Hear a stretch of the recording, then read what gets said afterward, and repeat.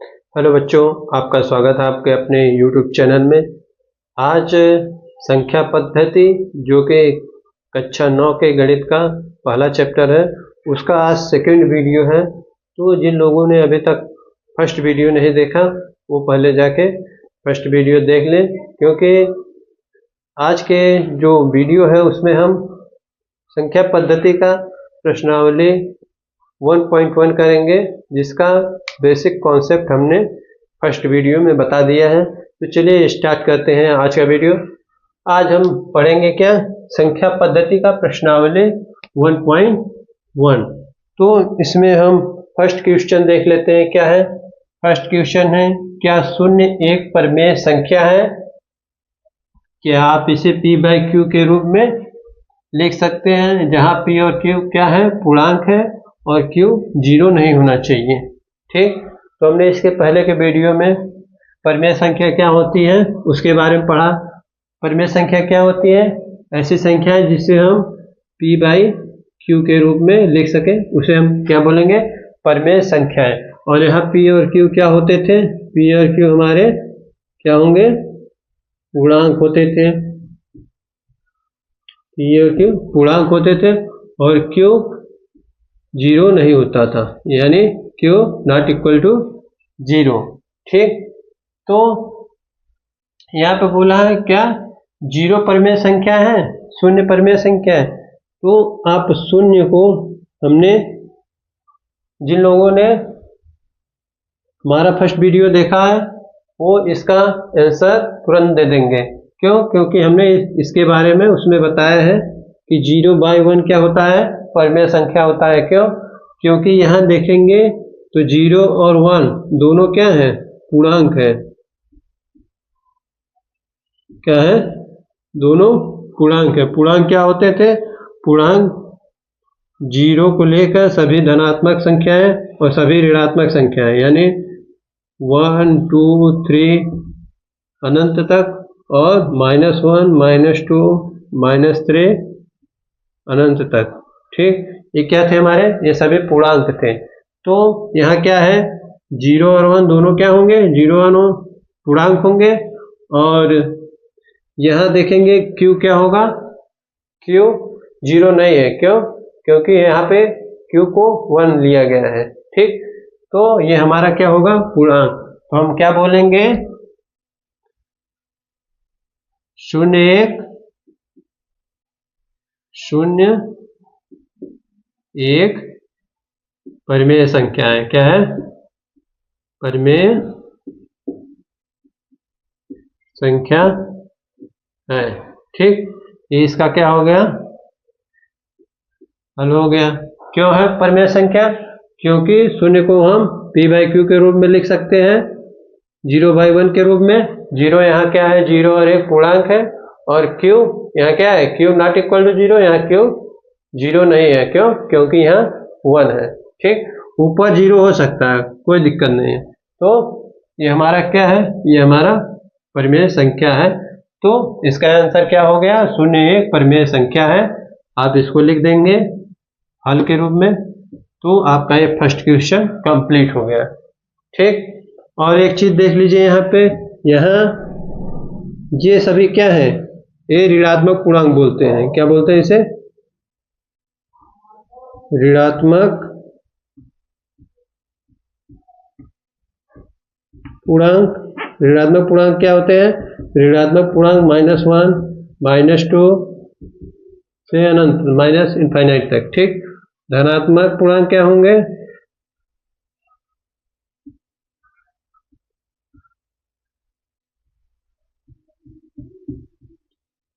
धनात्मक पूर्णांक क्या होता है, धनात्मक पूर्णांक 1 2 3 4 एंड सो ऑन, अनंत तक। ठीक, माइनस वाले बोलेंगे ऋणात्मक पूर्णांक, और धनात्मक वाले बोलेंगे धनात्मक पूर्णांक। और यहाँ पे 0 देखेंगे, 0 न तो ऋणात्मक होता है न तो धनात्मक। ठीक, 0 उदासीन होता है। तो ये था हमारा फर्स्ट क्वेश्चन। सेकेंड क्वेश्चन क्या होगा? सेकेंड क्वेश्चन है, 3 और 4 के बीच 5 परिमेय संख्याएं निकालना है।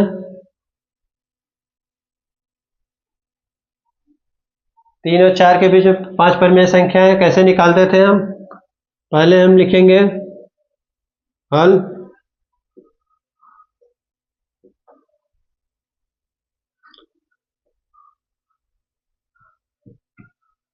तीन और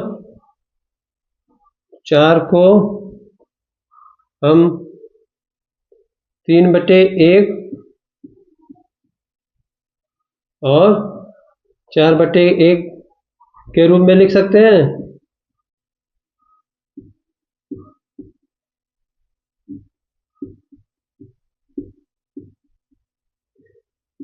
के रूप में लिखने पर, ठीक, 3 और 4 को हम 3/1 और 4/1 के रूप में लिख सकते हैं। क्यों? क्योंकि जब हर में कोई संख्या नहीं होती तो हम 1 मान लेते हैं। ठीक, नेक्स्ट क्या होगा? हम किस प्रकार दो परिमेय संख्याओं के बीच में परिमेय संख्या निकालते थे? पहले हम क्या करते थे? हर को दोनों परिमेय संख्या, जिन दो परिमेय संख्याओं के बीच परिमेय संख्या निकालनी होती थी, उनके हर को इक्वल करते थे। तो यहाँ हम देखेंगे दोनों के हर क्या हैं? दोनों के हर इक्वल हैं, तो हमको यहाँ हर इक्वल करने का जरूरत नहीं है। ठीक, तो सेकेंड क्या करते थे? उसके बाद देखते थे कितने परिमेय संख्या निकालने हैं? 5 परिमेय संख्या निकालने हैं।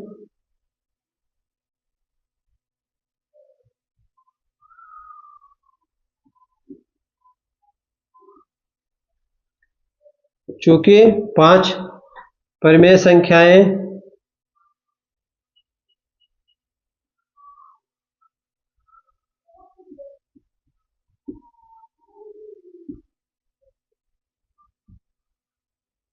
हैं, इसलिए क्या हो जाएगा? इसलिए n इक्वल टू क्या हो जाएगा? n इक्वल टू 5 हो जाएगा। जितनी परिमेय संख्या निकालने होते थे वही हमारा क्या होता था? n। तो 5 निकालने हैं तो n इक्वल टू 5 हो जाएगा। तो n+1 निकाल देते। n+1 क्या होता था? n+1 5, n+1 5+1 करेंगे, n की वैल्यू 5 है, क्या हो जाएगी? 6। ठीक, नेक्स्ट स्टेप क्या था? नेक्स्ट स्टेप में हम क्या करते थे? 5 क्या है? 3 है, 3/1 और 4/1 के अंश और हर में 6 से गुणा करने पर क्या मिलता था हमको? 3/1 के अंश और हर में 6 से गुणा करेंगे, क्या हो जाएगा? 18/6। और नेक्स्ट क्या है? 4/1 के अंश और हर में क्या करेंगे? 6 से गुणा करेंगे तो हमको क्या मिल जाएगा? 24/6। ठीक, ये दो संख्या मिल गए। तब 18/6 और 24/6 के बीच में कौन कौन सी संख्या होंगी? 18/6, उसके बाद देखिए 18/6 है, 18/6 के बाद क्या आएगा? 19/6, 20/6, 21/6 और 24 तक निकालना है तो 22/6, 23/6 और लास्ट में क्या हो गया? 24/6। इसको सिंप्लीफाई करके लिखेंगे तो क्या हो जाएगा? ये क्या? 6 1 जा 6, 6 3 जा 3 है, ये वैसे ही रहेगा 19/6। नेक्स्ट क्या है हमारा? 2 3 जा 6, 2 10 जा 20, यानी 10/3, 2 तिहाई 6, 2 से नहीं कटेगा, 3 दूनी 6, 3 सते 21, 7/2 और क्या है हमारा, ये कटेगा 2 से, 2 3 6 और 2 ग्राम में 22 यानी 11/3। ये कटेगा, ये नहीं कटेगा इसी संख्या से, 23/6 ही रहेगा। और ये क्या होगा, 6 1 जा 6, 6 4 जा 24 और ये हमारा क्या हो गया 4। अब देखेंगे 3 और 4 के बीच कितनी परिमेय संख्याएं हैं, 5 1 2 3 4 5। तो यही हमारा क्या होगा, यही हमारा आंसर हो जाएगा। ठीक, तो आप इसको नोट कर लीजिए। इसके बाद हम नेक्स्ट क्वेश्चन देखते हैं। तो आइए देखते हैं question number 3। Same question number 2 की तरह है। इसमें दिया है 3/5 और 4/5 के बीच 5 परिमेय संख्याएं निकालनी है हमको। तो चूंकि 3/5 और 4/5 के बीच 5 परिमेय संख्याएं निकालनी है, 5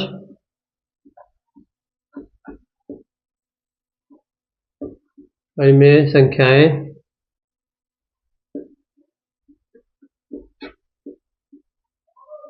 निकालनी है, निकालनी है। तो इसलिए क्या हो जाएगा, इसलिए n = 5। तो क्या हो जाएगा, n+1 क्या होगा, n+1 = क्या हो जाएगा, 5 + 1 = 6। अब क्या करेंगे,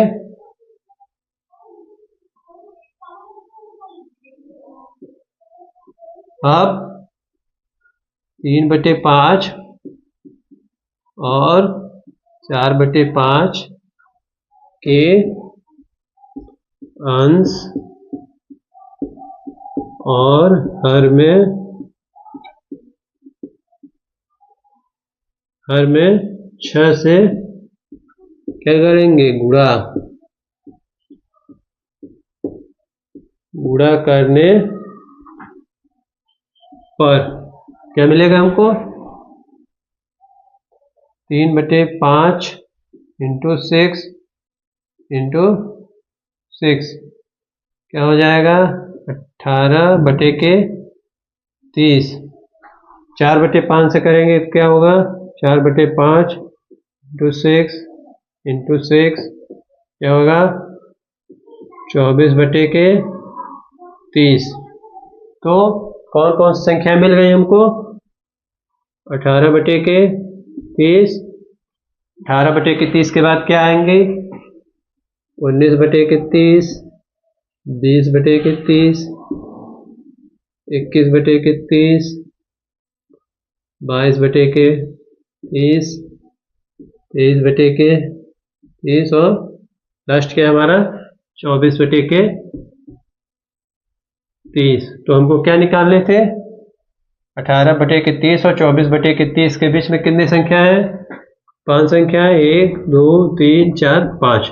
तो इसको हम सिंप्लीफाई कर लेते हैं। इसको क्या हम लिखेंगे, 6 3 जा 18, 6 5 जा 13 यानी 3/5। ये हमारा क्या हो जाएगा, ये हमारा रहेगा 19/30 ही रहेगा। ये 20/30, 10 2 जा 10 दूनी 20 और 10 तिहाई 30 यानी ये हो जाएगा हमारा 2/3। ये हमारा होगा 3 7 21 और 3 10 30, 60/10। नेक्स्ट क्या होगा, 2 ग्राम में 22 और 2 15 में 30 यानी 11/15। ये हमारा 23/30 ही रहेगा। और ये क्या हो जाएगा, 24 6 6 24, 6 पंते 30 यानी 4/5। तो 3/5 और 4/5 के बीच में 5 संख्याएं हमको ज्ञात करनी थी, तो ये हमको मिल गया 5 संख्याएं। ठीक, उम्मीद है आपको समझ में आ गया होगा। क्या करते थे, जब हमको दो परिमेय संख्याओं के बीच 5 परिमेय संख्या या n परिमेय संख्याएं निकालनी होती तो क्या करते थे, पहले हम हर को सेम करते थे। तो यहाँ हर सेम है तो हर को सेम करने की जरूरत नहीं है। नेक्स्ट स्टेप में जितने संख्याएं निकालनी होती थी उसको हम n मानते थे। तो यहाँ 5 निकालनी थी तो हम यहाँ n = 5 माने। नेक्स्ट स्टेप में हम n+1 करते थे, जितनी भी संख्या निकालनी होती थी उसमें +1 ऐड करते थे। तो यहाँ 5 निकाले थे, इसमें +1 ऐड किए तो यहाँ 6 आ गया।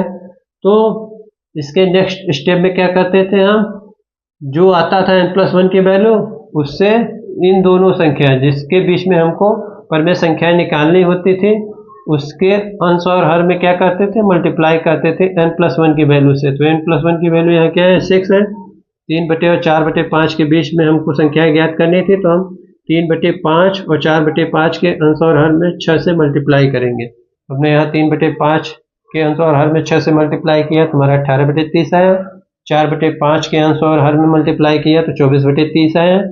तो यहाँ देख रहे हैं 18/30 और 24/30 है। तो हमने 18/30 के बाद क्या आएगा, 19/30, 20/30, 21/30, 22/30, 23/30 और 24/30। ठीक, तो हमारी 5 संख्याएं आ गई, उसको हम सिंप्लीफाई किए तो फिर से हमारा ये 3/5 की वैल्यू थी तो ये 3/5 हो गई, ये क्या हो गए 4/5 और बाकी जो 5 संख्या हमको ज्ञात करनी थी वो आ गया। तो इस प्रकार हम किसी दो परिमेय संख्याओं के बीच में n परिमेय संख्याएं ज्ञात करते हैं। ठीक, तो इसका नेक्स्ट क्वेश्चन है हमारा क्वेश्चन नंबर 4। इससे मिलते जुलते क्वेश्चन हमने अपने फर्स्ट वीडियो में करवाए हैं, तो आपको ये करने में कोई दिक्कत नहीं होगी। अगर आपने वो वीडियो नहीं देखा है तो आप जाके पहले उसको देख लीजिए। ठीक, इसमें फर्स्ट क्वेश्चन क्या है, इसमें 4th क्वेश्चन में हमको सत्य असत्य बताना है कारण के साथ। क्या कारण है कि ये सत्य है, क्या कारण है कि असत्य है। पहला क्या है, प्रत्येक प्राकृत संख्या पूर्ण संख्या होती है। पूर्ण संख्याएं क्या होती थी और प्राकृतिक संख्या क्या होती थी। प्राकृतिक संख्याएं 1 से स्टार्ट होती थी, 1 2 3 अनंत तक, और पूर्ण संख्या क्या होती थी 0 से स्टार्ट होती थी, 0 1 2 3 अनंत तक। ठीक, तो इसमें क्या बोला, प्रत्येक प्राकृतिक संख्या पूर्ण संख्या है। प्राकृतिक संख्या क्या है 1 2 3, इसको हम पूर्ण संख्या बोलेंगे। हाँ, हम इसको पूर्ण संख्या बोलेंगे, क्यों कि पूर्ण संख्या में प्राकृतिक संख्या और 0 दोनों आते हैं, 0 प्लस प्राकृत संख्या।